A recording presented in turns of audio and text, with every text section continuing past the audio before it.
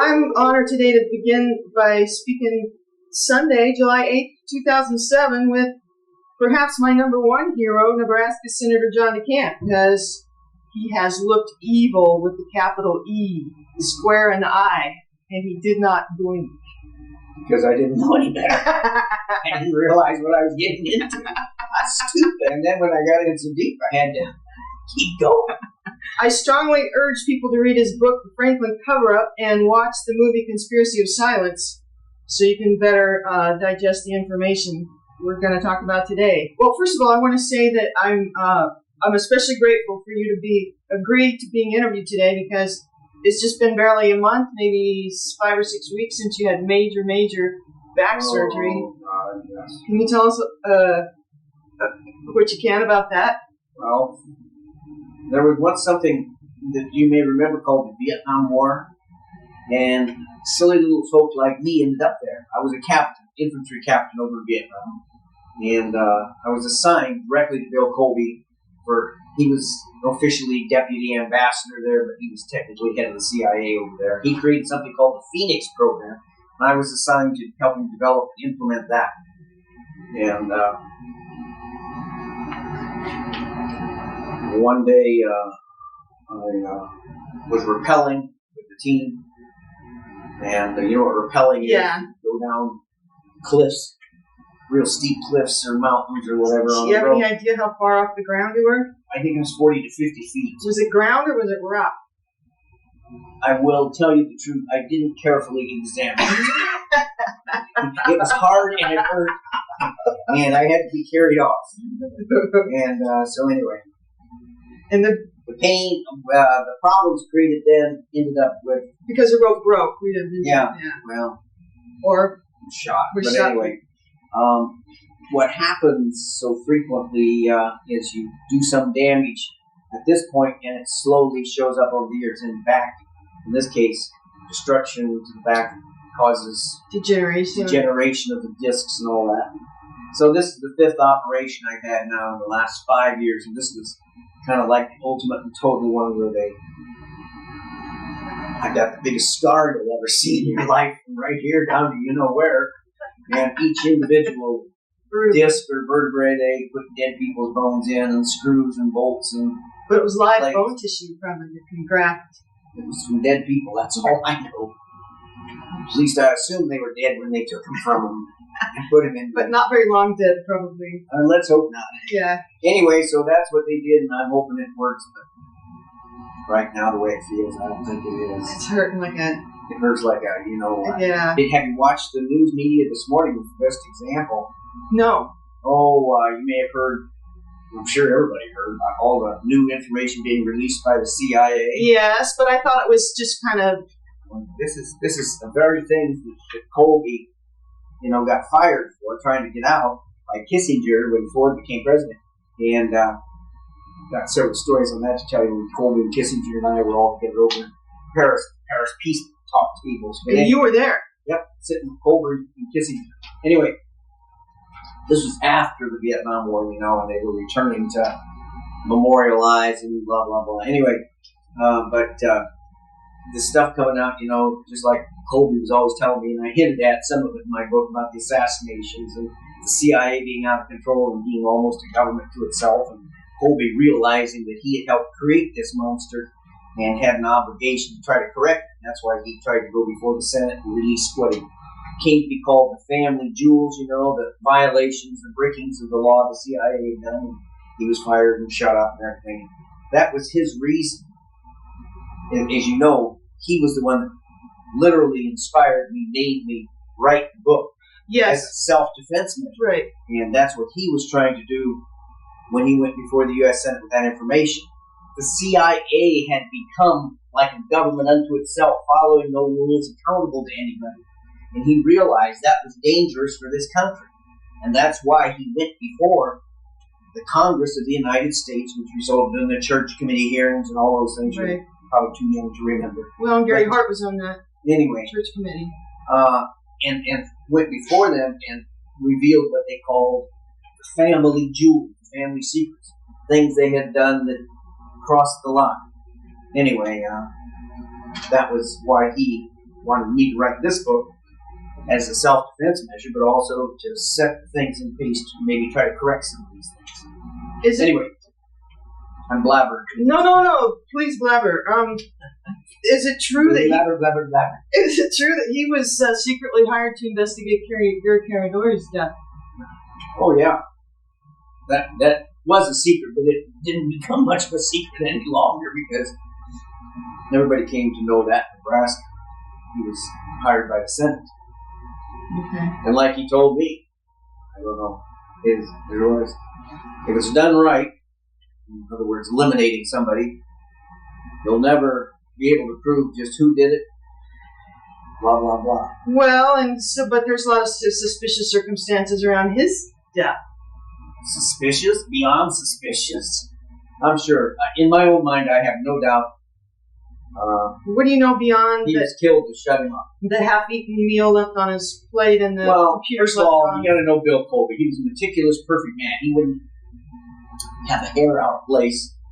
So here he is on his little vacation place out on Chesapeake Bay or whatever it is. And I'd been there with him before we'd gone boating. And going boating with him was like not very exciting because everything had to be absolutely perfect. You know what I mean? So here, supposedly, he's by himself in his little cabin. He's eating his supper. Got his TV on. And he gets up, leaves his house, supposedly. Leaves his TV on, his food half-eaten, lights on, doors unlocked.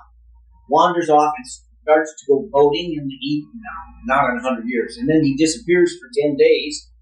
And then suddenly floats to the surface after half the world is looking for him, the CIA and everybody, floats to the surface right there at the dock, 10 days later.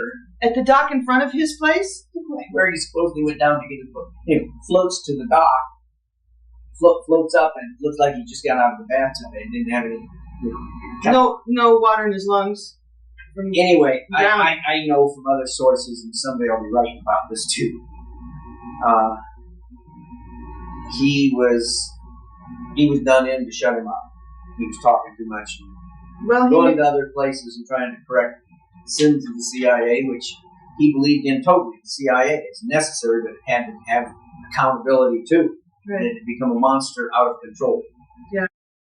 Do you want to talk about what you attempted to accomplish with the second edition of your book that was updated from the first? Basically that, an update, new developments, new proofs, so on and so forth, new proof, whether it was some of the incidental events I'd been involved in. I represented the kids in Columbine, and I represented the grand jury on the Oklahoma bombing, and each one of these has a little more information, but that isn't what the book's about, of course. What it's about is Franklin Cover-Up, which is this network of people I couldn't believe existed in the world, and the whole reason I got involved was my stupidity. When all these stories started coming out in Nebraska on the streets from young people saying, "Oh, I know this man, Mr. Larry King, not the Larry King TV today, but the Larry King that was a black man in Nebraska, very prominent in the Republican Party. In fact, officially, he was called the fastest rising black star in the Republican Party, and he was the one that opened both the 84 and 88 Republican National Conventions, sang the national anthem, all that. Could you please... And the biggest parties at the Republican conventions they've ever had. I know I was there. I was a delegate to the Republican National Convention. The one, was it, what was that ranch in Dallas? South Fork. South Fork, yeah. That's where his party was, South Fork Ranch. If you remember the TV drama Dallas, that's where our party was. It was a big party. Okay. He had Maureen Reagan draped all over him all night, wandering around like some kind of a huge blanket. Maureen Reagan, the president's daughter back then. Well, she still is, I guess. Of course, now if you've seen or read the book, you know that Larry King was convicted. You successfully got a $1 million judgment on behalf of Paul Benassi. But Fixing has kids. he seen any actual money from that? No, we have not been able to collect. He's been in prison. Well, he's out now. He got released finally. I don't know whether we'll ever. Well, now I thought he got out shortly after he was sent into prison, just so he could go to the Republican National Convention and sing the anthem again. No, not to the best of my knowledge. No, he's stayed in prison continuously. Yep. Okay. Thanks for clearing And that. he's been out for a couple of years now. So he was in from what, 80? No, in the 90s. 92, 91, 92? I don't know the exact date. So just but I would recently? say 90. No, till maybe a year or two ago. Year and a half, whatever. I got a little. He got off easy. Yeah, he did. How did you become involved with exposing the Catholic diocese, the corruption with because? Well, this is a strange story because, believe it or not, when I was a young boy, I lived in a monastery studying to be a Catholic priest. I don't think you knew that. No, I didn't know that. It's true. Okay. In fact, I'm going there this summer for a reunion. Haven't been back in 40 years or more. Because how old were you when you went up to Minnesota? Same as so many other little boys, which, by the way, has pretty well been eliminated here in America in the Catholic Church. It used to be about 14, and you go to the seminary. Of course, I discovered somewhere along the line, even though I wasn't around them, because we were all boys there, that those girl preachers, they kind of were attractive, and I was kind of wondering what it would be like to. But anyway, so I figured eventually I probably wasn't cut out to vow of celibacy. Yeah, so I left there for a few years. Anyway, yeah, my lawsuit was the first of its kind in the United States of America, by the way, that for the first time exposed this problem of priests, Catholic priests, having problems with young boys and so on and so forth.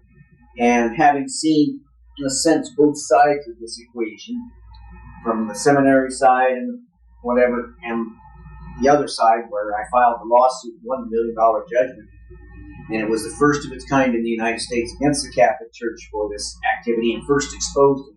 Well, what brought you to that conclusion that it needed, what evidence did you uncover? Okay.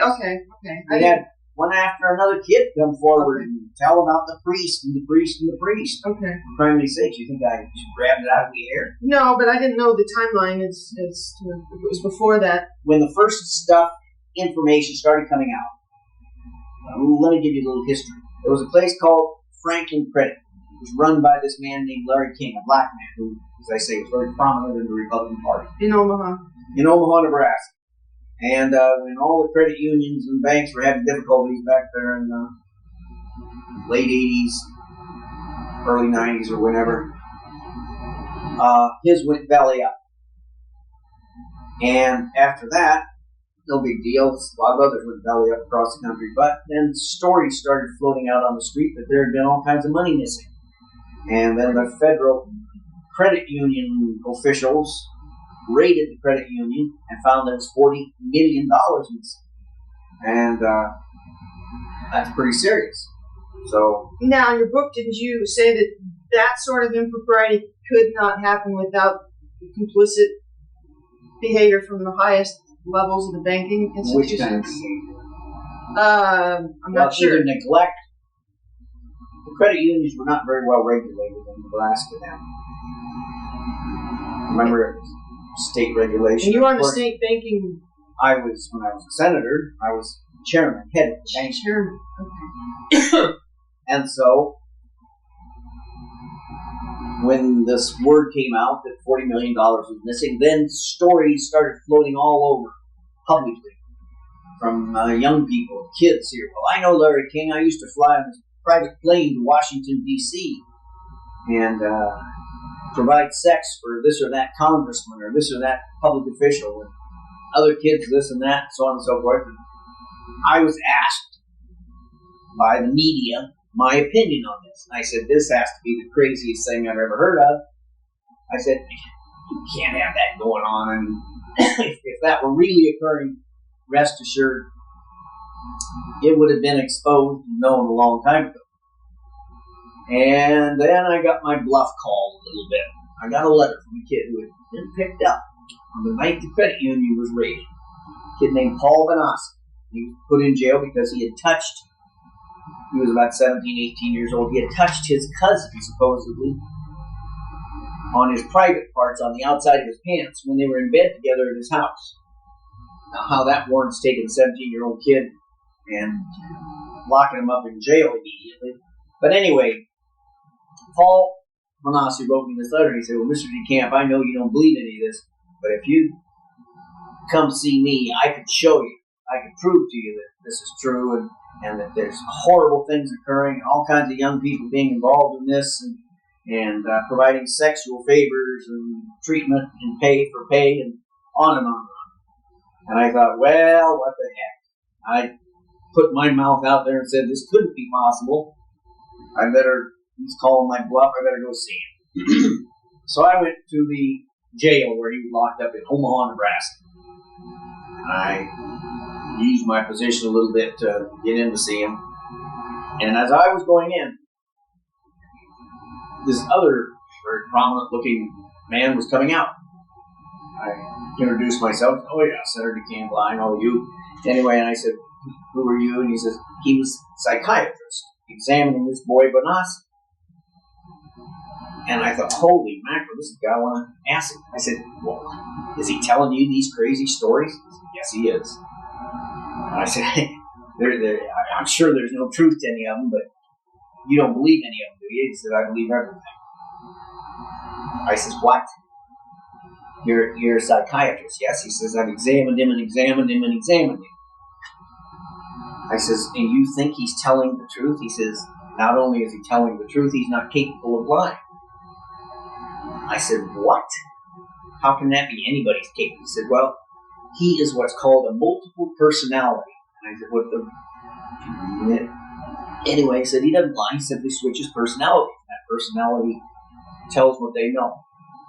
So anyway, I went in to see him. And he told me his story, and then he told me something else. He said, when I was a little boy, my grandpa taught me and made me to write a diary. Every day, keep a diary of my life every day. So it would be important, blah, blah, blah. He says, so I've done that. And he says, I have a diary of everything going back, and I was just a little boy in my life. He says, it's hidden, and he told me where it was hidden in some corner of a house or under some, and I thought, well, he says, you can go get it, and you can read it. And I didn't write it today or yesterday or make this up. He says, I wrote all these things over the years. And he was one of those strange kids, kind of broken family and screwed up family and everything. Anyway, so I went and got that and had that examined and learned that the thing had to have been written in those years.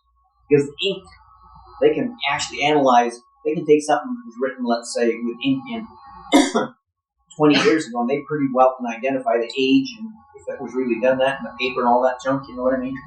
Believe me, I don't know how to do it, but I had it forensically analyzed by two separate outfits, and they concluded, yeah, this was written at this time and over these years. And well, it's so fortuitous that you were the one that got to retrieve it. I then was in the midst of a real horrible problem. That problem being okay, because when I had originally heard all these stories, I said, if I really believed any of this stuff, I'd be the first to step forward and do something about it. And I realized that, as I say, I was up to in alligators, because either I had to put my money in actions where my mouth was, or be in my own mind.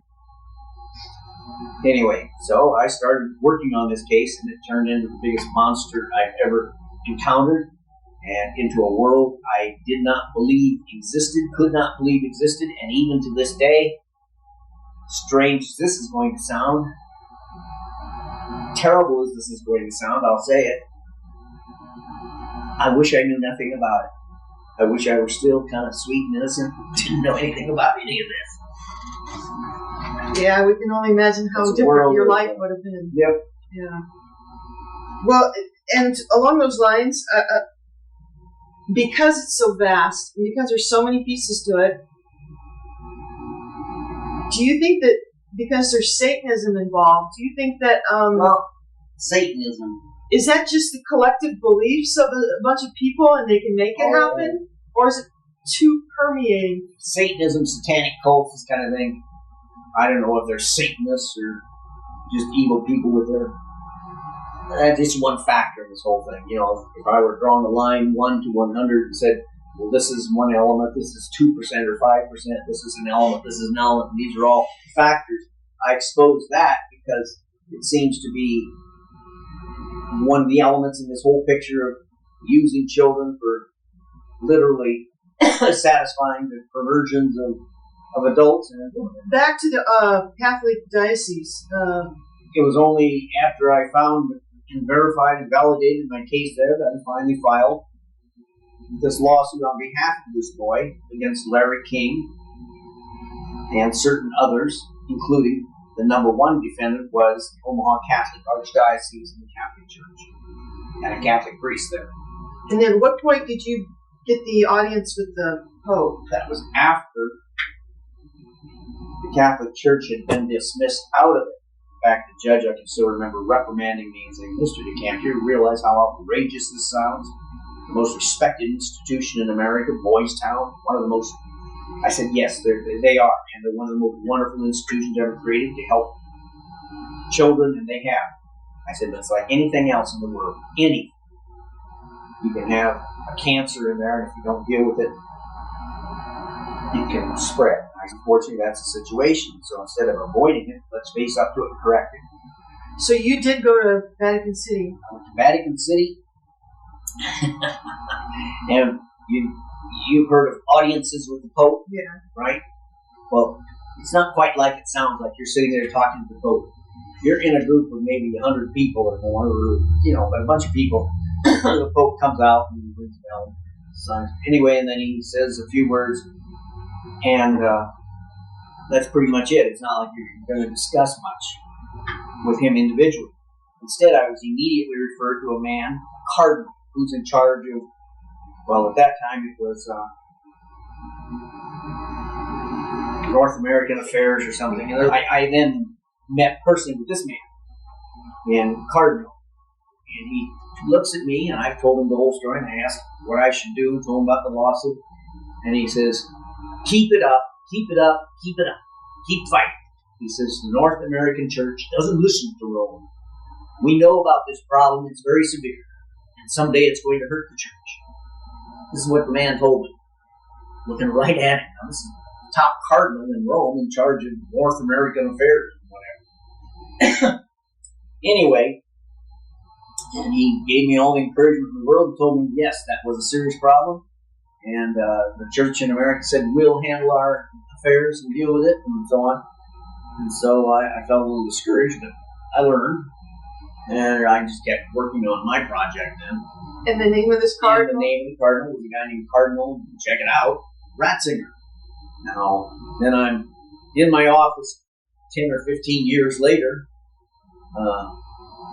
watching on television, as they say, and now the new Pope, Cardinal Ratzinger. So the new Pope now, the existing Pope, is the one I met with then, and he was the one that told me it's a problem in America that's out of control. I think this is the first time I ever told this publicly. You actually got your audience with the Pope? So I had my audience with the Pope, which just a little bit before he became Pope. But it was interesting because at that time, my lawsuit, as I told you way back then, was the first one in the United States claiming this kind of problem, and the judge threw it out, dismissed, let out the church and the priest.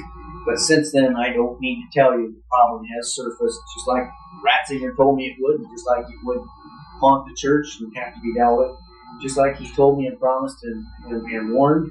It's interesting, though, almost all the American seminaries now, I think all, virtually all, have the ones that take the children that are about 14, like I was, and so on, to be priests. They've all pretty well disappeared. Did you know that? Now, the one I have was it's closed. As I was reading in some of the papers, some research the other day, they're almost all closed now. You have to kind of be mature before you. It's probably a good thing. Yeah, I think so. You just kind of skirted around your involvement with the Oklahoma City bombing. Is that something that you represented? I represented the grand juror, Hoppy Heidelberg. Hoppy was on the grand jury, that indicted McVeigh. But he heard enough there that he was upset and wanted to question more, which a grand juror normally has the right to do.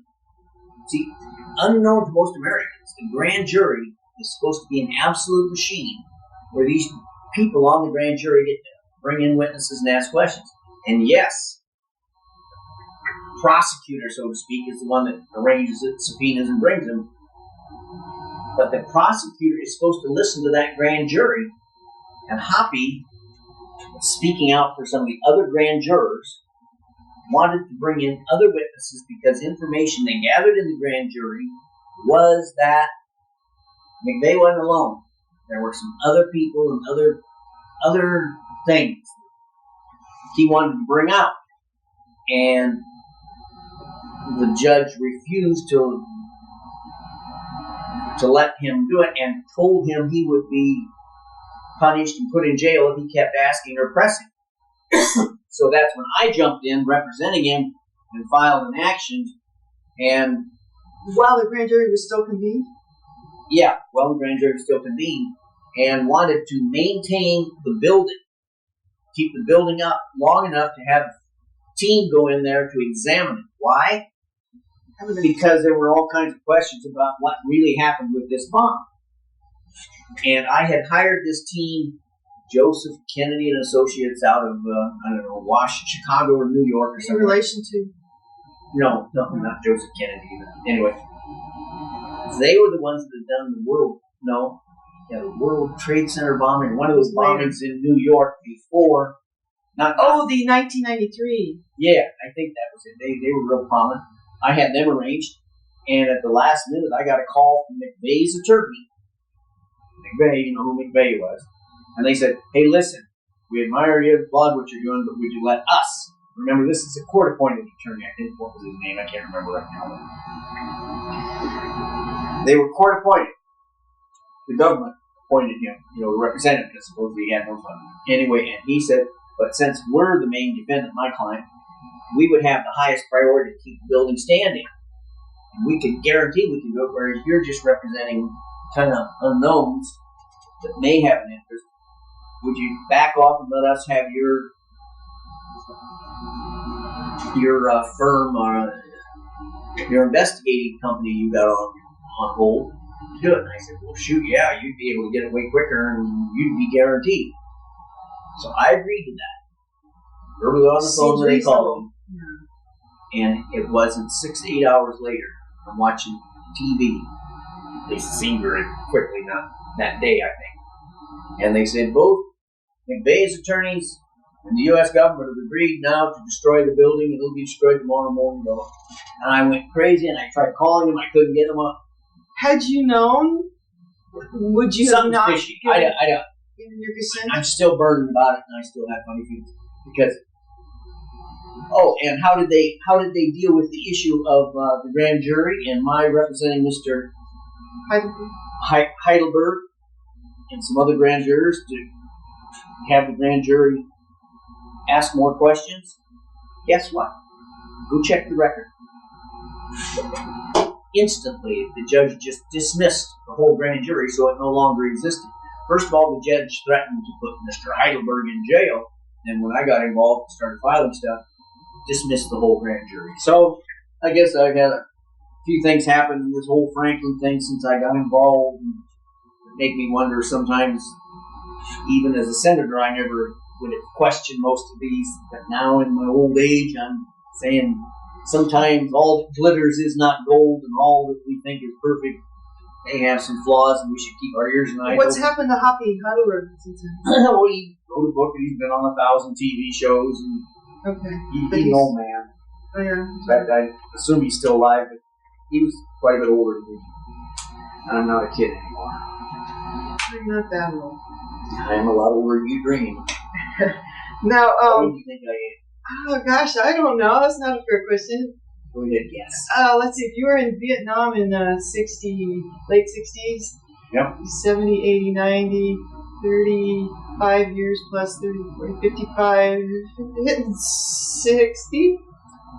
Oh, 60 went by a long time ago. Had a birthday yesterday, 2 days ago. Happy 66. Jeez. Happy birthday. Oh, I look young though, about 29. You do. 28. You do. All Especially girls should look at me and say, wow. I'm going to splice in a picture of that on the wall there. Okay. Just to show how. See that other picture right next to it? You know who that black guy is with me in the picture? This one right here? Yep, that's in Washington, D.C. at the Kennedy Center. Kennedy Center? Washington, D.C. What was the occasion? I was decorated as one of the 8 most outstanding Vietnam veterans I went back to Vietnam after I'd been a senator for 5 years, right in Saigon was falling in 75, organized Operation Baby Lift. Did you ever hear of Operation Baby Lift? Yes, I did. At the I went time. back, organized Operation Baby Lift, brought out 2,834 of the mostly half American, half Vietnamese orphans were being abandoned. Because there's a lot of cultural stigma, right, in Vietnam with the half. Oh yeah, half American, half Vietnamese. So who is the black man in that photo? Hank Aaron. Really? Hank Aaron. You've heard of The Hank baseball Aaron? player, sure. He still holds the record. Really? Yep. He was the one selected to give the award there along with some other folk. Were you a baseball fan? No. I could even spell baseball. That was the year he was,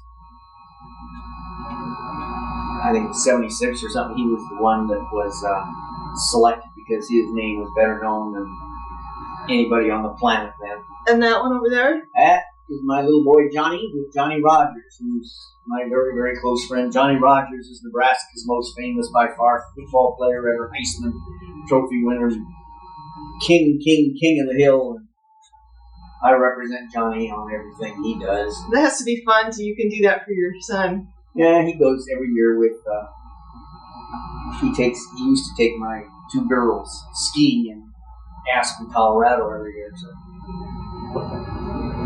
Huh. Back to the not so much fun stuff. Why do you think so much of this centers around Omaha? We've got Offutt Air Force Base, Strategic Air Command. We've got Chief Wadman of the police department there, okay. back in Boys Town. I wrote, takes the Omaha link, let's put it that way. And there were key characters in Omaha that were deeply involved. There's Larry King transporting kids, some from Boys Town, but whatever, from wherever, to Washington and other places for these things. They weren't just doing the sex thing. The kids were used as drug couriers, heavy-duty drug couriers. Who can get through a line of people in an airport, particularly back in the 80s and 90s, you know, who could get through better than about a 10, 12-year-old kid might have his pockets loaded with heroin or whatever. So they were used as drug couriers, they were used as sex tools, so on and so forth. Omaha is only one town where I was able to develop this whole thing because of the way it unfolded and the way I started pushing it with my litigation and everything else. And it was also, though, a demonstration of just how powerful, how deeply embedded in some elements of our government this is, because whether it was the F.B.I. or the local police chief in Omaha or various officials, they were either part of it or protective of it.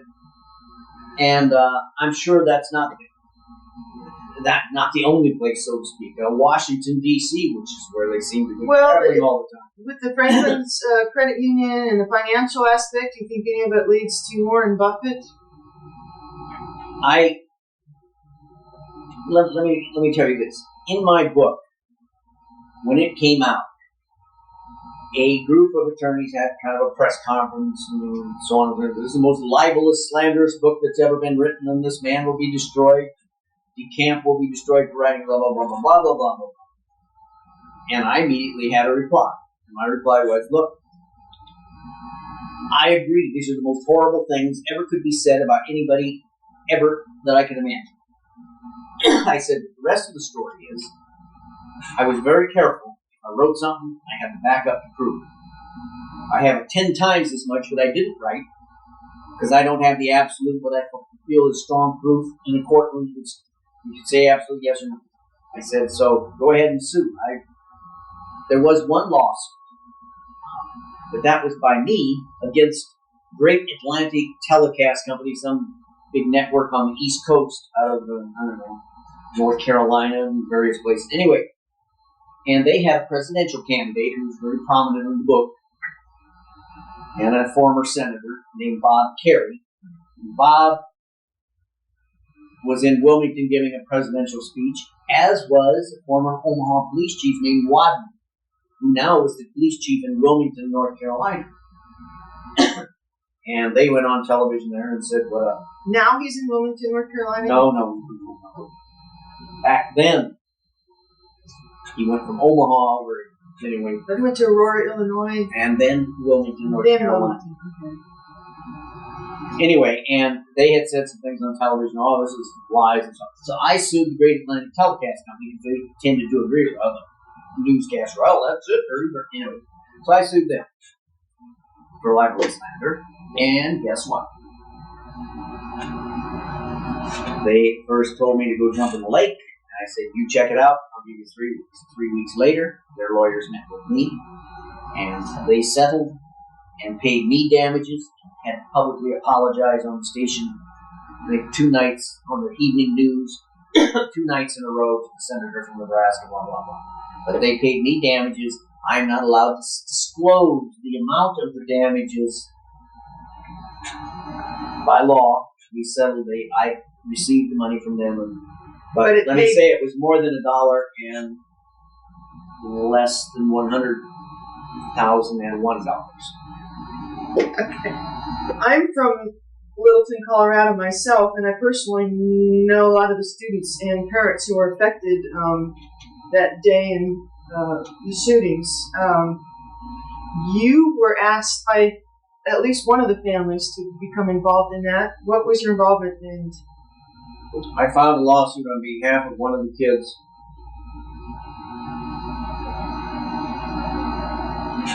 And my fundamental claim was that one of the drugs this boy, Harris, was taking, my lawsuit claimed then that one of the major effects of this particular drug causes teenagers particularly to be suicidal. You follow what I'm saying? Yes. And to make a long story short, of course, you're fighting with Solvay, the drug company involved. They manufacture whatever the drugs are. Can you spell that out? Solvay. I don't. Anyway, and of course the drug companies fight it with a passion and bring in the toughest people in the world. I kept battling, but the amazing thing to me is the careful control. As I say, this is why I've become a little cynical about government, because it seems that at key places there are government officials that don't always do what the people need and want and should receive.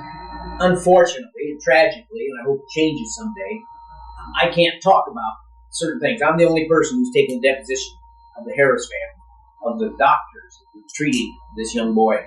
And I'm the only one who's seen, other than certain certain officials, all kinds of things in this case that are now sealed, and they're trying to be destroyed, as you know.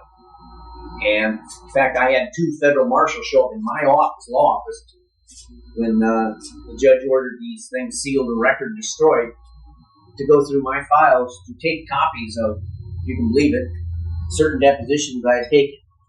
So all I can do now, because I finally stepped out of the lawsuit and the kid settled for, got a settlement of a few $1,000s or something that's secret and whatever. my claim there that these drugs cause a certain amount of children to be very suicidal, where they just want to do it in a dramatic fashion and so on and so forth. And just study the whole picture of what actually happened there in Columbine. And if they ever release or don't destroy all the records on this case, I think you'll find that is the most accurate lawsuit that was ever filed on this whole thing. But what is most interesting, once the lawsuit was dismissed, and their penny dollars they paid the kid, once that was done, what has happened since then? The federal government, the drug companies have all reached agreements that on these particular drugs now, these antidepressant drugs, they have to put all kinds of big notices. That's the first big notice there is on the drug about how they cause suicide in children and so on and so forth, young people. You do know that, right? You can't pick any of those major ones now that isn't there. And I have no doubt someday, now this is my opinion, so Mr. Court officials, you can't do anything. This is my belief and opinion, personally, okay? From just everything. I have no doubt that the drugs were a major factor in this boy committing suicide and, contrary to what most people maybe know or think, executing his own buddy, Klebold there, killing him when Klebold didn't want to die. And you just had to see all these basement tapes they made and know the whole story, and you have no doubt that those are the things they won't release or let the public have, and they keep talking about destroying, and I don't know how much has been destroyed now, but if you ever saw those basement tapes and all that stuff, you would have no doubt. No, I thought the official story was that they each committed suicide individually. And my answer to that is bullshit. All right. Thank you for that.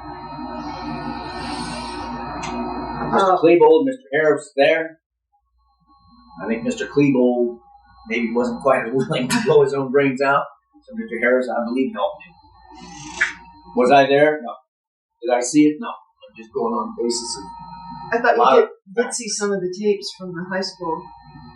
I saw all the stuff, including the basement tapes, including this, including that. I'm just telling you what I believe. I believe. Anyway, there's no doubt in my mind the key factor.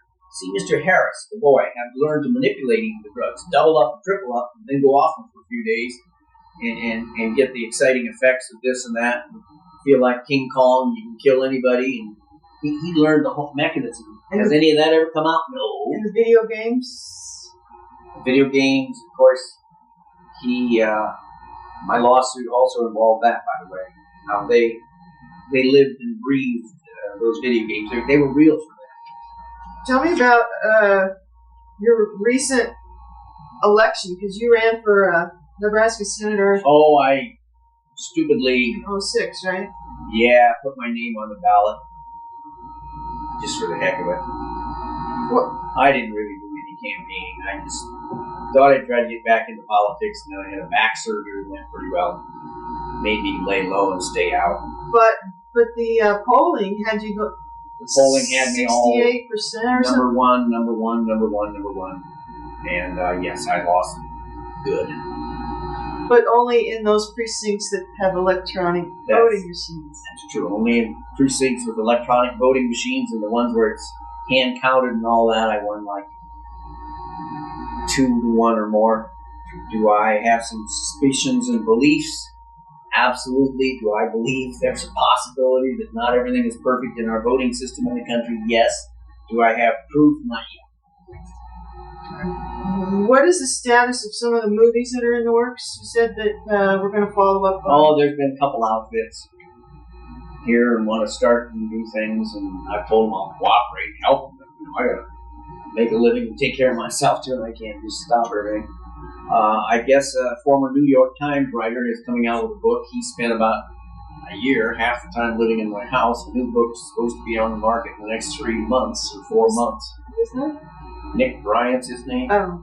And he carefully interviewed all these people that I had and a lot more. And, yeah, he focused mostly on the Franklin scandal, right? Yeah. Not on the other. Not on the other one, just. And that British television team, their movie was Discovery Channel, and all the television. Yorkshire or Yorktown or what was it? Yorkshire TV, yeah. Their major TV network over there, and they had a team over here. Have they done some during the follow-up? Franklin thing.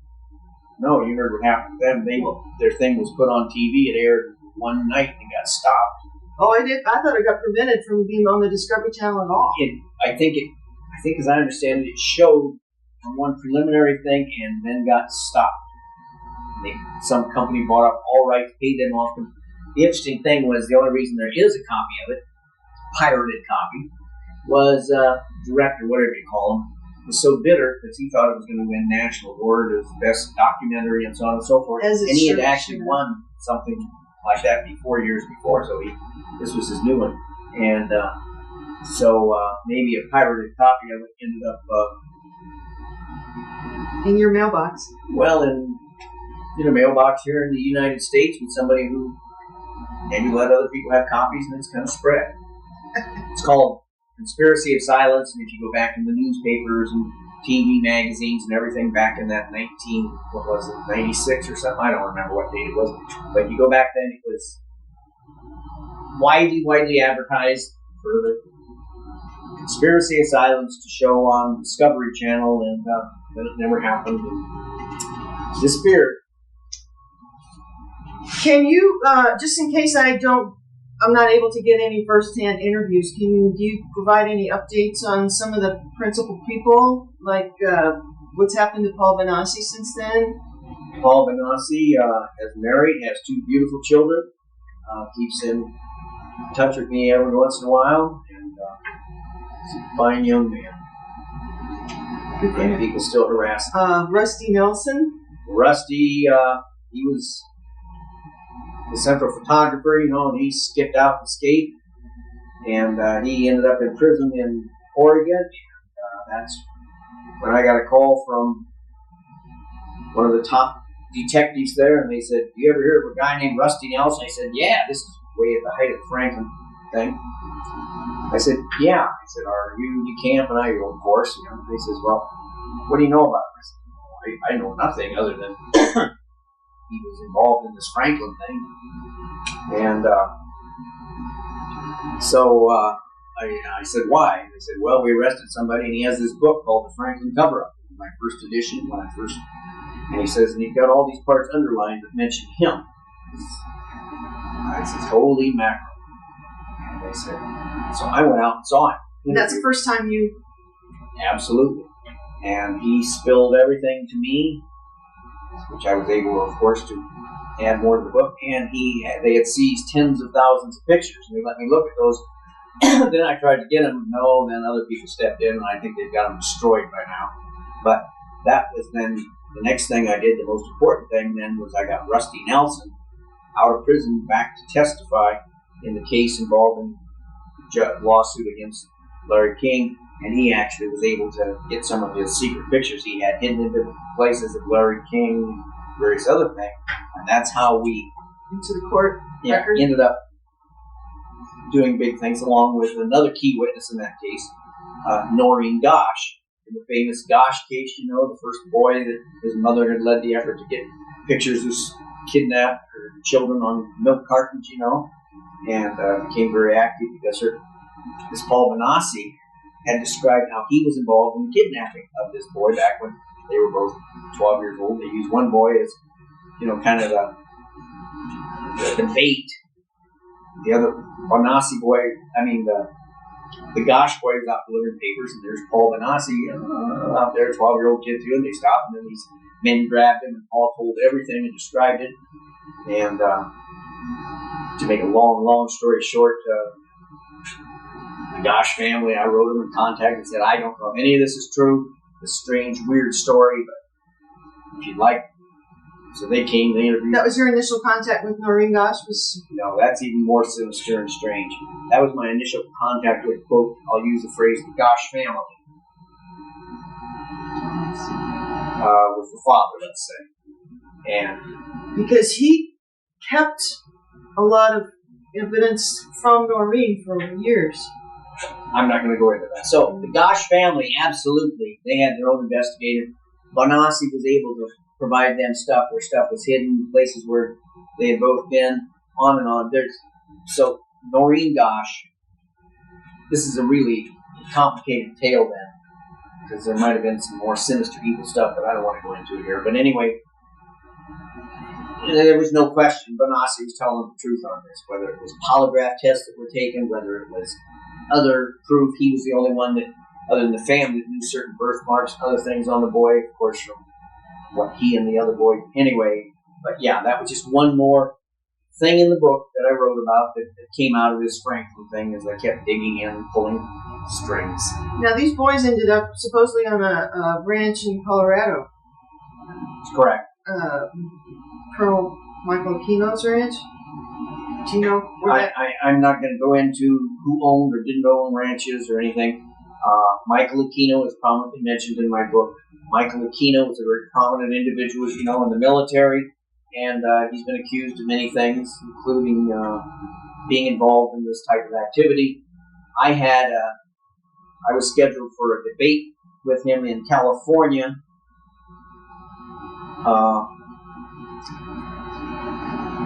Years ago, and it was most interesting the way things developed. He was coming on, they were going to have him on the radio, very prominent station out there, to refute, discount, and disprove all kinds of things that were being claimed about him at the time. Not in my book, but all in lots of things. You remember? Lots of accusations were made. And I, unknown to him, was brought in by the radio station to be sitting there ready to debate with him. I didn't know that. Oh yes, this is a real event. And at the last minute, he finds out that I'm there. So he refuses then to participate further and quits. And I offer all kinds of things to clearly prove he's full of you-know-what and up to his eyebrows in lies, and maybe it was a dirty trick for the radio station to do, but I thought it was rather interesting. Yes. Santa Clara, California. That's where the radio thing was done. And Approximately when was that? Oh, in the 90s, mid-90s, I'm sure, somewhere in there. Yeah, it was a shock to him when old John was sitting there with proof. And my proof was pretty good because it was directly from his own family. You had an interesting, we kind of touched on it, your background. Didn't your parents come to Nebraska on the orphan train? Or my mother did, your yes. Mother? Orphan train. Which was quite a historical phenomenon. And then you ended up, and then how did you end up in Boys Town? After I left the monastery, I stopped in Boys Town. I thought, well, heck, I mean, if I had a place to go to school, I was pretty young. And I was there about 2 weeks, and then they told me I had to give up my car. And I said, no. He said, well, you can't live here and have a car, unlike all the other children. So, okay. I got on the road and went on down the road. But then, left Boys Town, went to New York, got a job, sold my car, got a job on a freighter. At age? I was about 16. Anyway, got a job on a freighter and ended up in Persia, Iran. And I used to speak Farsi, their language, better than I speak English. And that's why as I watched this war today, and I lived over there and know the religious and the nature of people better than these clowns here, I'll give you a letter if you want that I wrote to Senator Hagel, who everybody's biting on now, you know. And he is doing exact 1,000,000,000% exactly as I wrote in my letter. Everything that's going on now, I'll give you a copy of this letter I sent to Hagel long ago. He knows my background real well. And knew I Maybe he's has developed, just like I said in the letter, with the Shias and Sunnis and on. And so, you take the letter, you'll be the first person outside of them, he and Senator Ben Nelson, to have that letter. Thank you. Okay, then one final question, and I don't mean to put you on the spot, but you said you had made a promise to your good friend William Colby to investigate and tell people about the militia and the patriot movement. Yeah, I never wrote that. Never did that. Is that in the I works? am still going to do some. I started and I got about half done. Things were changing and evolving so quickly, in this country. I think now that the stuff is coming out on the FBI, I am going to tell a lot of things Bill told me. I'll give you one example, okay? You're the first one that kind of told us to, They finally admitted we tried to assassinate Castro. Well, also, E. Howard Hunt came out with a deathbed confession just a month ago. What was his deathbed confession? Well, that he was privy to the assassination of John F. Kennedy, and that it was Johnson who wanted the office, and that E. Howard Hunt said he was just a bench warmer, but isn't. Okay. Anyway, so Colby used to always say, Allende, you know who Allende was? Anyway, he said, that's one assassination that we always get blamed for that we didn't do. We were happy it got done. We get blamed, we didn't do it. Anyway, then he would tell me about the Kennedy, or Castro assassination. I've got the details. Now, they finally admitted here in the last 2 weeks, on TV with the revealing of the stuff. Well, there was an attempt to poison Castro. Let me tell you how it was done. That's the interesting part. They found this gal. They had this gal that was brought to him, I think, by like the equivalent of the mafia or whatever. And she was like his private mistress. So anyway, they knew that from her that he used this particular type of toothpaste. So what they did was they got an exact duplicate, only to put this real terrible poison.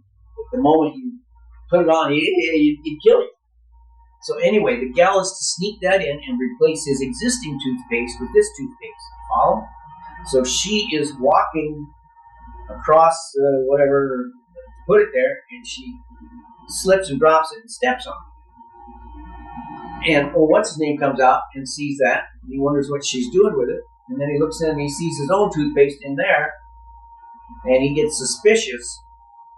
And the rest is history. The girl, and then of course dead. Did he end up giving the toothpaste to her? I know, but he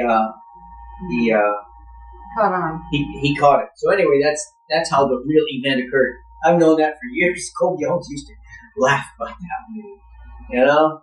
We could try some of these assassinations, and it just seems it was always a screw up. Always anyway. Okay, I'll go for the while. All right. Well, thank you so much. I haven't had an OxyContin or even a pain pill in 2.5 months now. You serious? Yep, the doctor decided I was rapidly addicting myself on what they were doing to me. Right, exactly. So they wanted me to consider going for a couple weeks to rehab. And I said, shit, I'll just quit. I said, most people can't do that. I said, if I can't, I'll let you know, but I'm going to just quit. And I quit. And I will tell you, I understand now about drug addicts. The first 11 to 13 days, I thought I was in hell. You know what I mean? It is really difficult. I see what they mean when you get hooked on this. And imagine these drug addicts. The only way to get them off, I think, is lock them up for a month or two or whatever. But only 1 in 100 does that. He says, Rush Limbaugh couldn't, and so on and so forth couldn't. Why do you think you can? I says, because I'll do it. I literally, on the spot, said, I'm not going to take another one, and I don't want you giving me any more shots or anything else. And I never had a single thing from that day forward, roughly 2.5 months now. And they just finally concluded, hey, we've overdone it. I knew something on my entire office staff was telling me, you're flaky. Well, I can't believe you went through all that just since I saw you last. Yep. When did you two do that interview? July 8th. Oh, okay. So that...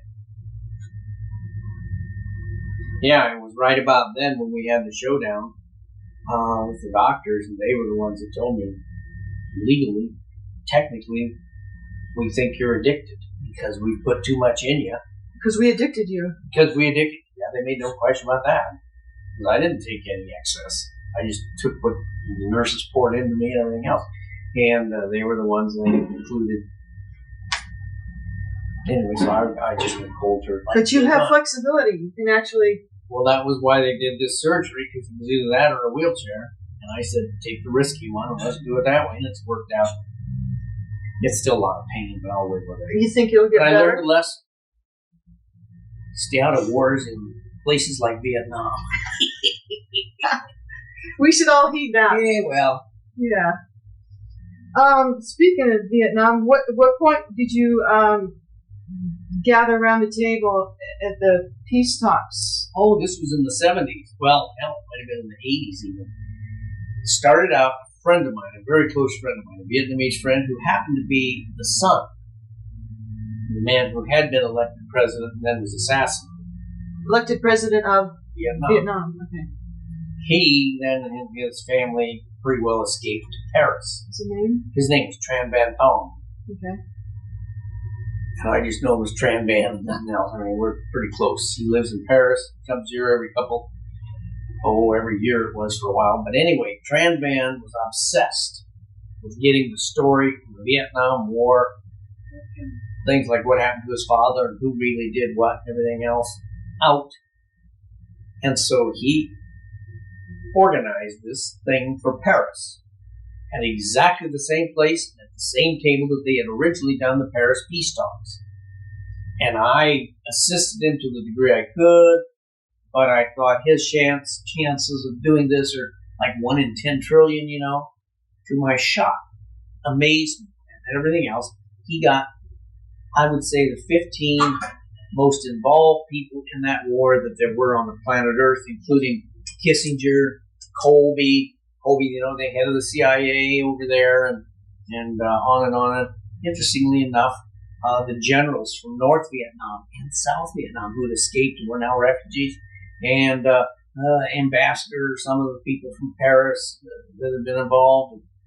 I mean, he really, and the deal was, and it was good, they did it. It was one of the least covered things in the United States and the most publicized things in Europe and the rest of the world there was. For some reason, the United States didn't want that. Anyway, so it got minimal press over here. It got press, not like, you know, Europe and different places else. Anyway, and but the deal was reflected poorly on the U.S. or what? Why would it? I guess somebody must have thought so. I don't know how they do the press. I don't claim to. I have discovered, though, in my old age that sometimes the things you think should be the most publicized end up not getting much attention, and vice versa. Yeah. But anyway, that's another story. Anyway, so I think once Colby and Kissinger and some of those people had agreed to go there, it just kind of brought them in from North Vietnam and South Vietnam and different countries. Key people that were involved with generals and decision makers and surrenderers and whatever were there. And the deal was they would give their little talk and then open it up to questions. And they kind of kept the press out pretty heavily because it was going to be one of these open deals. We're going to blow it out straight and give our opinions, you know. So they did do that. So maybe one of the reasons it didn't get press as much as it should have over here.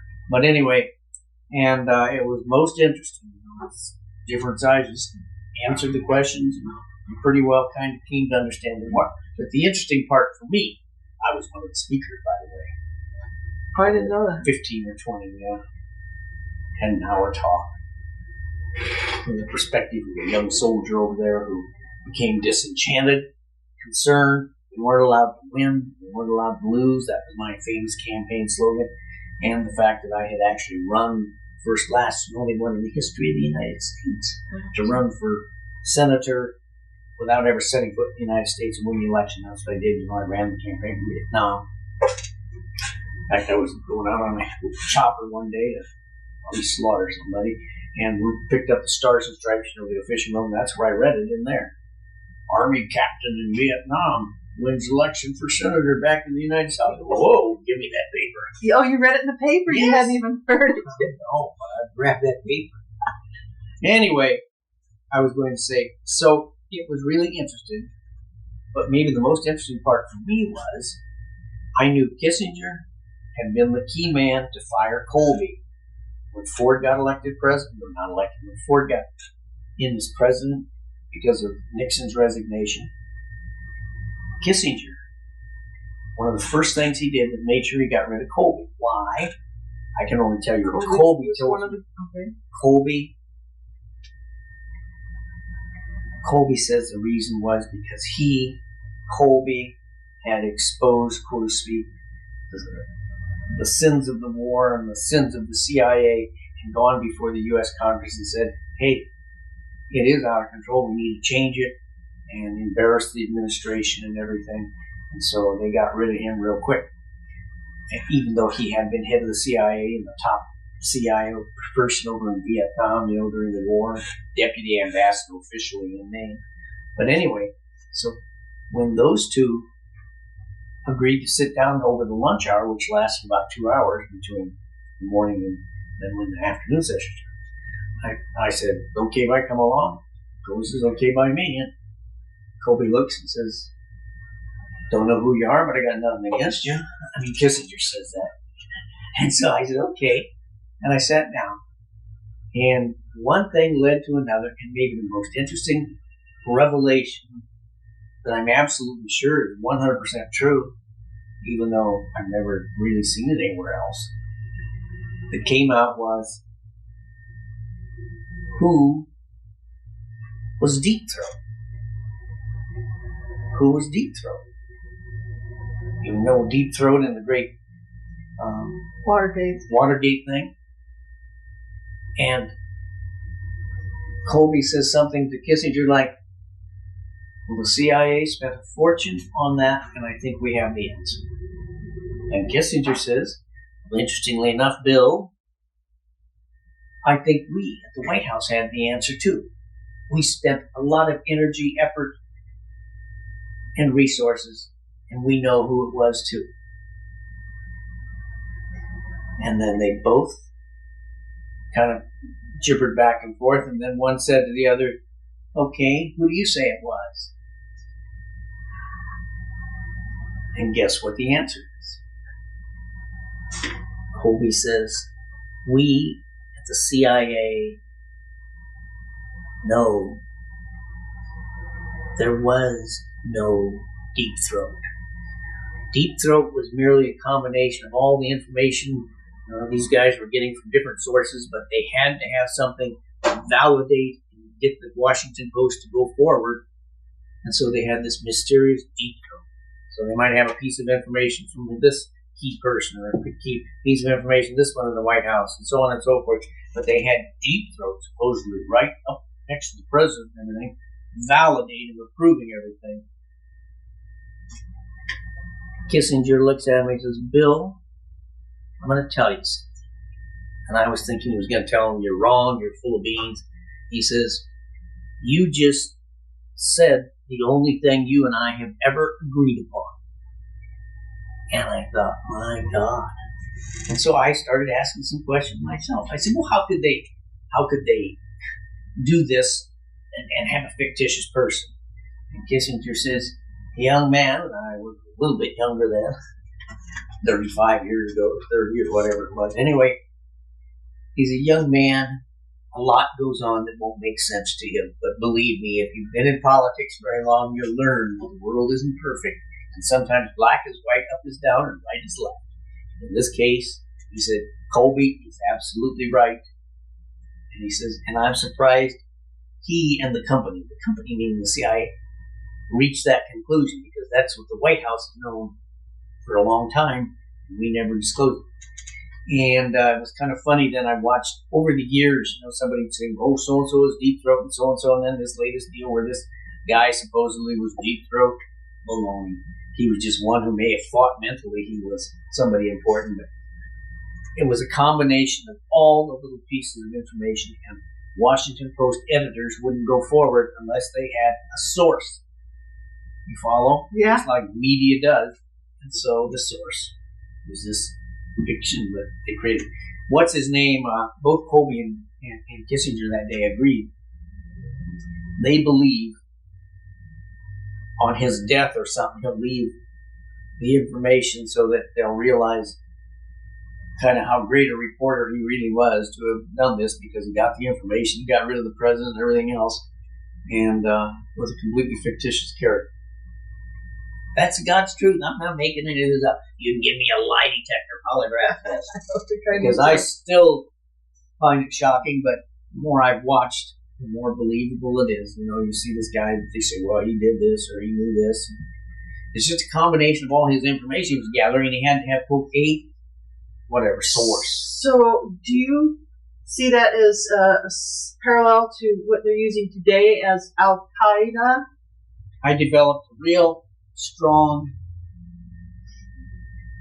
policy after my first book came out, because so many people were threatening me, and I thought, man, if I can't prove it to the point where they even have to accept it absolutely, I ain't going to say it. I may give an opinion, I may suggest thoughts with respect to Al-Qaeda. I have really strong mixed feelings because, as you know, I kind of lived and grew up there. Used to speak that lingo, Farsi, Iran. Can you say something in Farsi? Shema Farsi mi doni, Farsi mi dona. Yes, mi cho machis. Chansaldari. No, you'll have to translate. Oh, I said, do you speak Farsi? I speak Farsi. What's your name? How old are you? Where do you live? But anyway, so it was one incredible experience, but I also really was so overwhelmed and impressed by it that when I went to college there, particularly the religions there, mix of the religions, conflict between them, so on and so forth. I majored in philosophy of religion. That was what my degree was in before I went to law school. And just some phenomenal things occurring. Is it true that the word Al-Qaeda didn't even exist until 8 years ago or something? My understanding, correct. And that it literally means the base? The base or the standard, I don't know. Is it, what language is it, do you know? I mean, can you literally, is it Farsi? Certainly Farsi, but it probably also is Sunni, Arabic too. I suspect it's one of those crossover words. Because I've also heard that it was really devised from a database. And I'm thinking that the base... I have heard that too. Do I know? No. And if I don't know, I don't. So you don't say. I heard the same thing. Okay. So, last time we spoke, you had great optimism about what Senator Chuck Hagel was doing and where he was going, and he's mysteriously... I got to know him pretty well. We're back a long way, and technically I was a candidate on the same ballot that Hagel ran against Nelson. Follow? And so we got to know each other pretty well there, and then subsequent to that, he was a Vietnam vet and everything. And got to respect his talents a lot, so I sent this letter to him, because Benny Nelson, the other Nebraska senator, who had been one of my teachers when I was in college, a philosophy teacher, he had personally asked me if I would meet with him a couple times, which I did, give him my take on the war, since I had in college just returned from Persia, Iran, and he was kind of impressed and remembered me real well. And then later I was a senator and he was head of insurance or whatever. So he met with me and asked me what I thought about it, and I told him what was going to happen, what I thought would happen. And so then I sent the same letter to him and Chuck Hagel. And it's remarkable to me that, God forbid me for saying this, but Hagel has followed the letter almost to the letter, so to speak, in his statements, actions, demands, and whatever. But of course, as a consequence, he's not going to be able to run now, had to drop out, because I think he got Mr. Bush so unhappy that... Because he was doing the right thing. I think he was doing what he believed in. I think he was doing what he thought was necessary. I think he was doing what he thought represented the people. And I think he was also taking a lot of input from my letter. You read my letter, right? And did you see that article from 20, 30 years ago that's headlines in the World Herald called me the prophet because I predicted the oil crisis and the what's his name? Who was Ayatollah Khomeini? I predicted, before anybody even heard his name, I predicted he was going to take over and completely change, and we'd almost be at war with him. And then, of course, they had the hostage crisis and everything. So anyway, it was kind of interesting because they had that old article. I had that old article from the World Herald 30 years ago that said DeCamp prophet running in crisis. So I sent that to them too, and so they knew I wasn't just making something up. I had some background. You really do, fellas. Well, great prophet. What do you see for Iran now? Let me give you some background and understanding that most Americans don't have. Iran is about 90% Shiite. Most of the Shiites, 80% probably of all the Shiites in the world, are located in Iran. Next biggest place for the Shiites, they're the real strict, super strict ones, you understand? Like, no ifs, ands, or buts. Is there an Orthodox Shiite or? They would be the super Orthodox, okay? Iraq is where the next biggest group of Shiites are. Even though it's only a fraction of what they have in Iran, it is a majority in Iraq. Follow?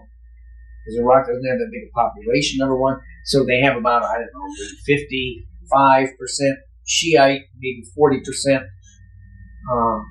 Sunni, and then the Kurds kind of live off by themselves in different tribal areas. I spent a lot of time with them. I can tell you some great stories. You're aware of false flag terror events that have happened. Do you see? Yes, do you acknowledge that? Yes, I acknowledge. And I'm not naming any, except maybe historically, Gulf of Tonkin, which is now declassified. Do you see something similar happening in Iran? Do you predict this as the prophet to justify going to war? There are those that believe that. I see it as a real possibility. But you don't know. I would hope our government had not gone to the lengths that would require to have kind of a secret plan going all on so you can deliberately start a war. You understand? So I hope that's not true. I recognize the possibility and that a lot of people maybe believe that. I sure don't know. I fear something like that. But do you see our government as being the ones making the ultimate decision in that anyway? Or do you think it will be the Iranians? No, I think it's the global entity that probably has hands in both. Probably a lot of truth in that. But do I know? No. Do I say if I don't know? No. No. Okay, fair enough. Hey, did you hear the story on the news here yesterday or the day before about Senator Ernie Chambers from Nebraska suing God? Tell me more. We did. It got all kinds of national news because he was suing God to make a point. And so I've got a copy of the lawsuit I'm going to give you because who knows? Did he make his point? God may reply. Or maybe he's a prophet.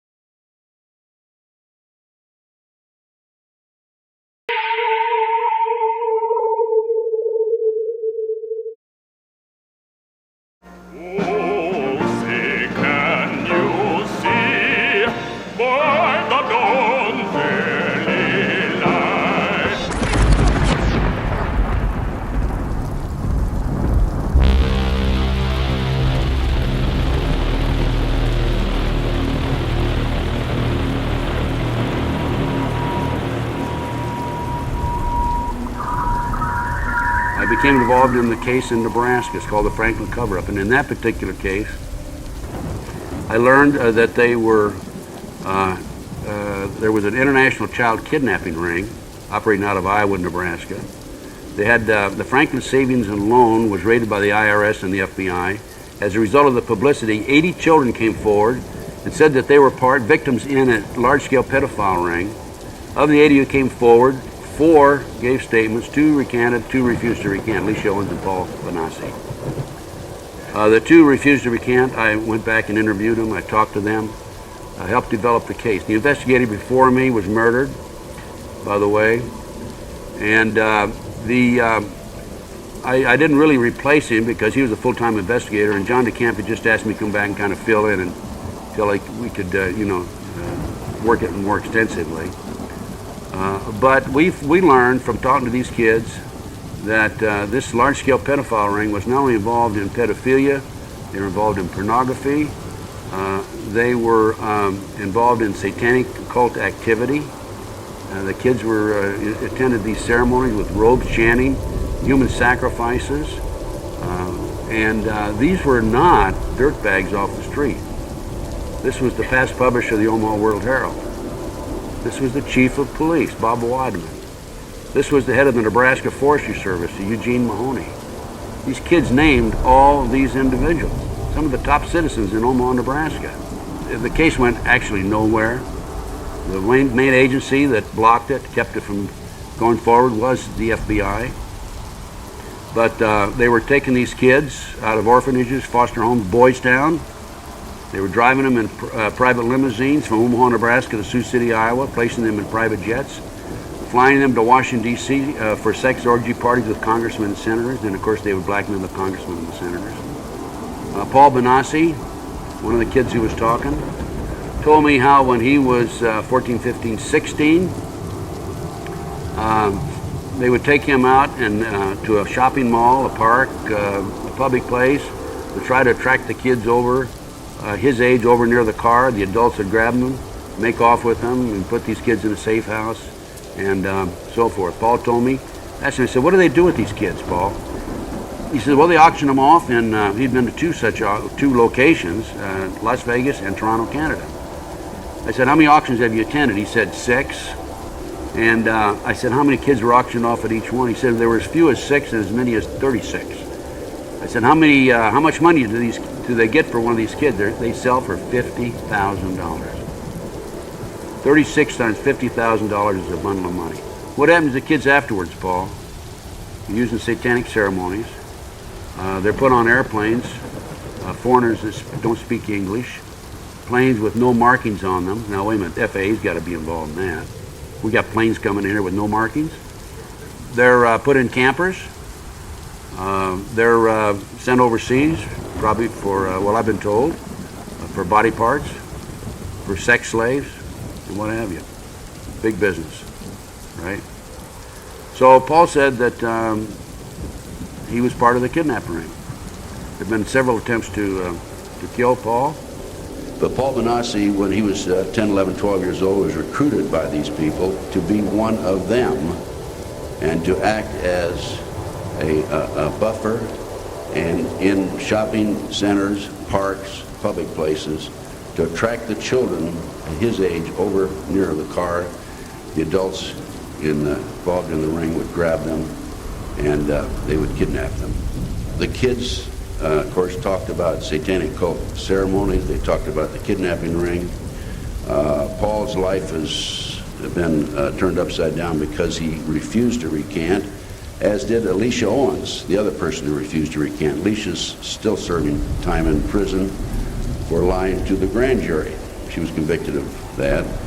When she was 14 years old, she had sex with the chief of police, Bob Wadman. That's what she said. And the other kids backed her up.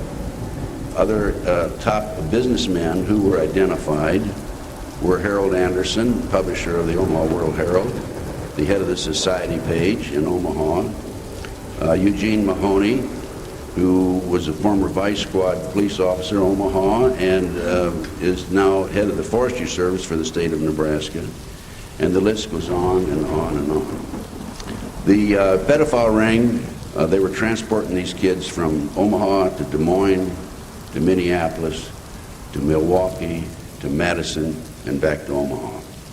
When I first got involved, I was molested by an airman from Offutt Air Force Base who was involved in Monarch. His job was to recruit kids from the local neighborhood who he could make dissociate by doing traumatic things to them at a very young age. Later on, when they get to school age, they would simply pick me up at school, and I would simply miss a day or two for training. Now, is it your testimony that there was a United States plan or plot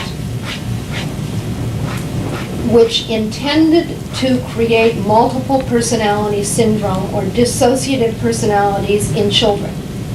Yes, to my knowledge. And that you were a victim of a plot of the United States, and that's when your multiple personalities first began to develop?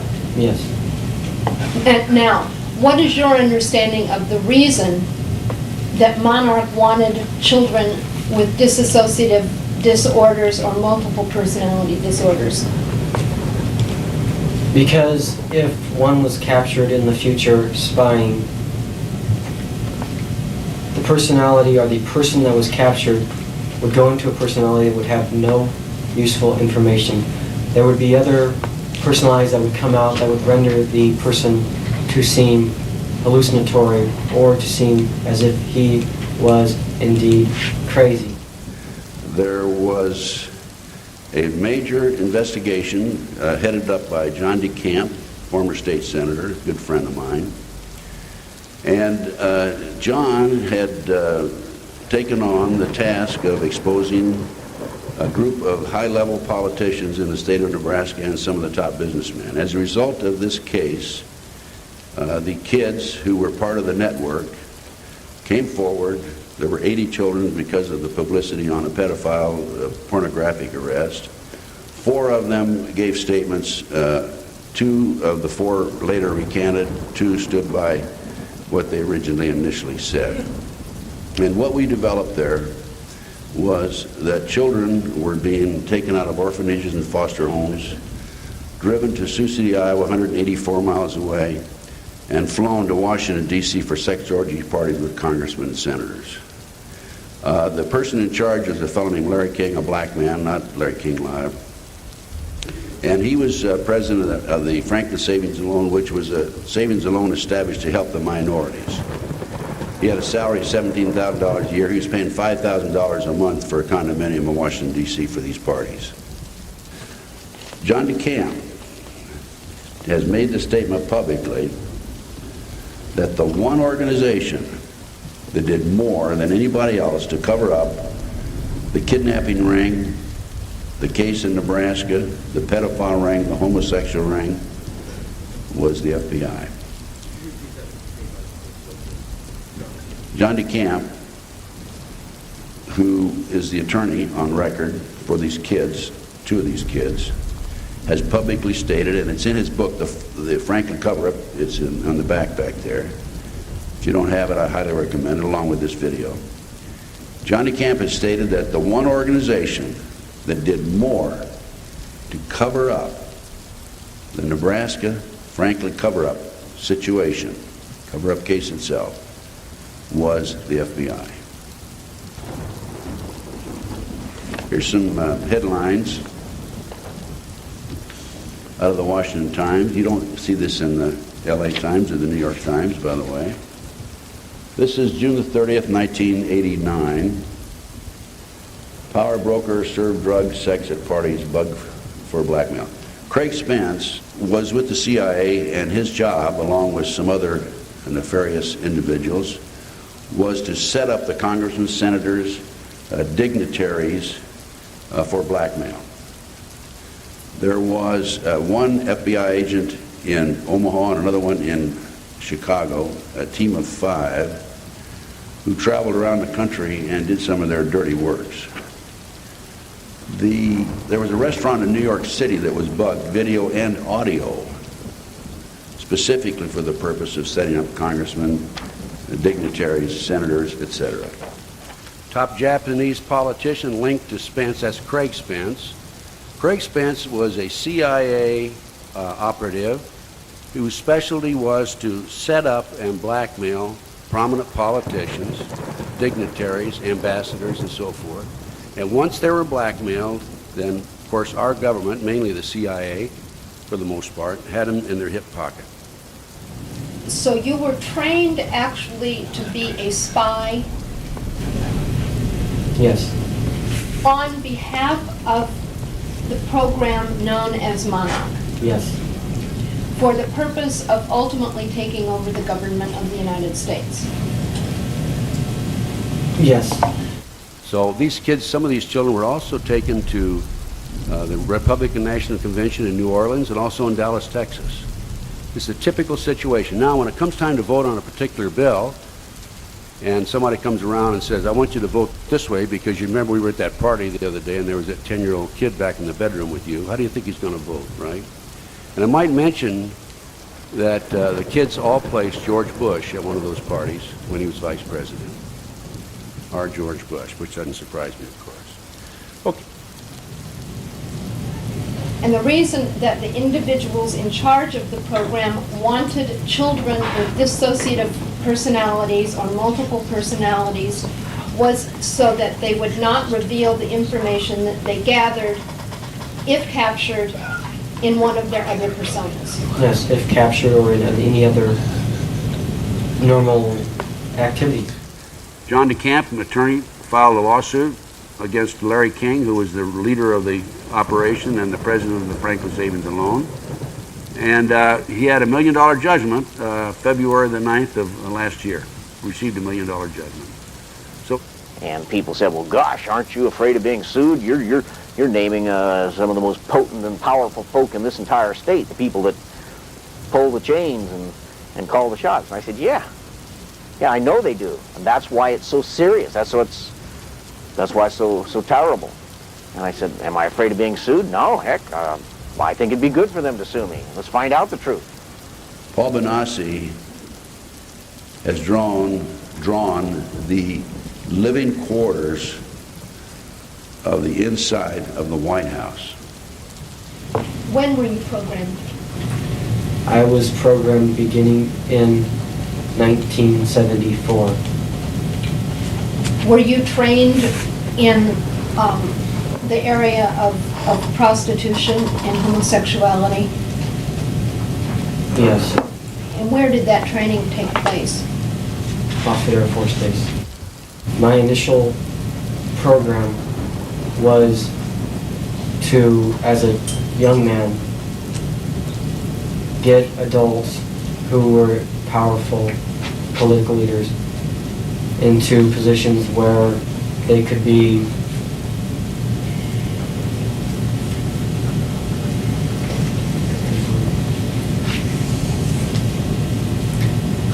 compromised.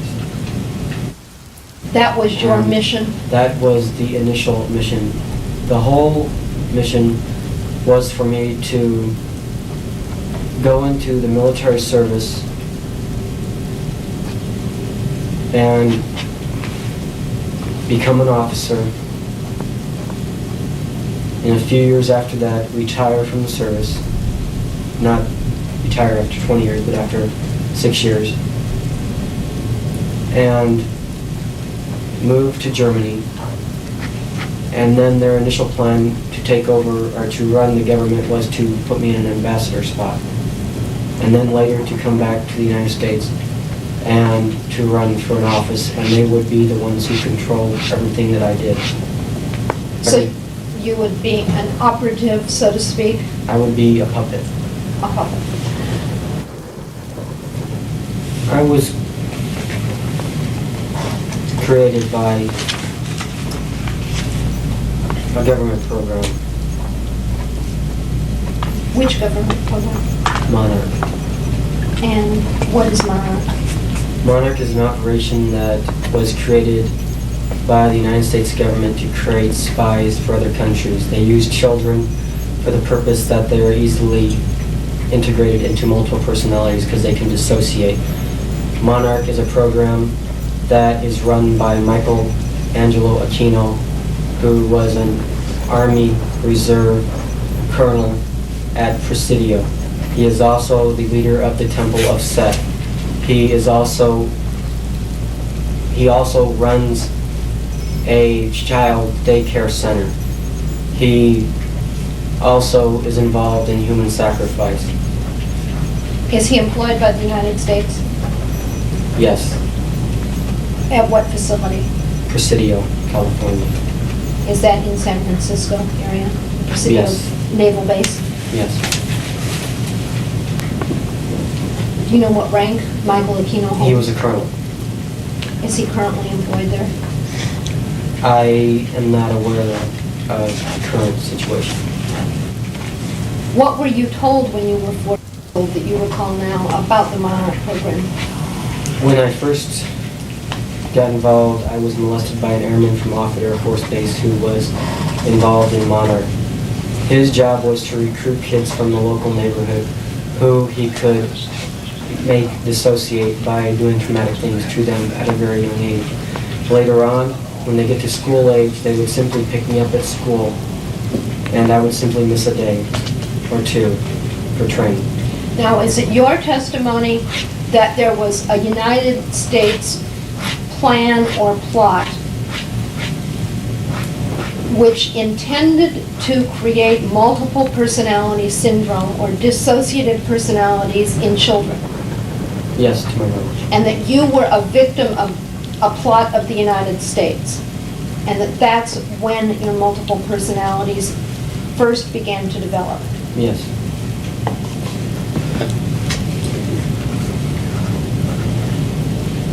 When did you become aware that you were part of Monarch?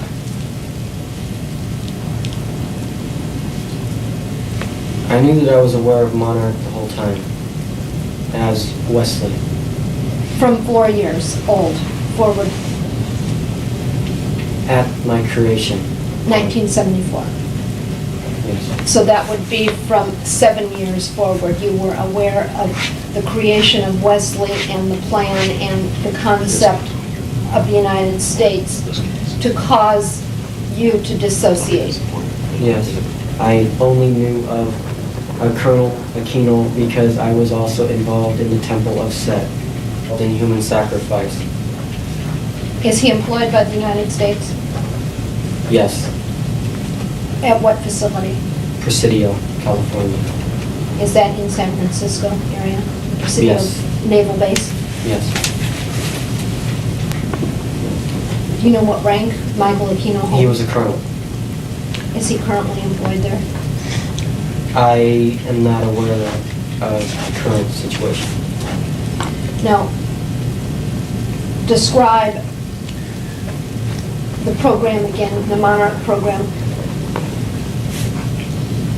Monarch, as I said, was a program that used children to make multiple personalities for future use as spies and as a way to take over the United States government. The personalities were created at the first. Who was intending to take over the United States government? I do not know that information. Did you understand Mr. Aquino to be working on behalf of the United States or against the United States? I believed he was working on behalf of the United States. So some segment of the United States was trying to take over the United States government? The plan that Aquino had in it was he wanted to usher in the Antichrist, which is talked about in the Bible. This was a government-sponsored program? Yes. You were 7 years old at the time that you were recruited? I was actually 3 years old when it first began, but I was not created until later on. Who created you? I was created by